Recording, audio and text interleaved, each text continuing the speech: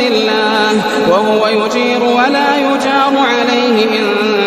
كنتم تعلمون سيقولون لله فقل أنى تسحرون قل لمن الأرض ومن فيها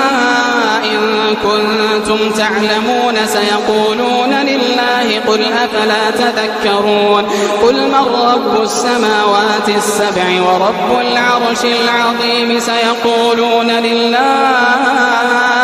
قل أفلا تتقون قل من بيده ملكوت كل شيء وهو يجير ولا يجار عليه إن كنتم تعلمون سيقولون لله قل فأنى تسحرون بل أتيناهم بالحق وإنهم لكاذبون ما اتخذ الله من ولد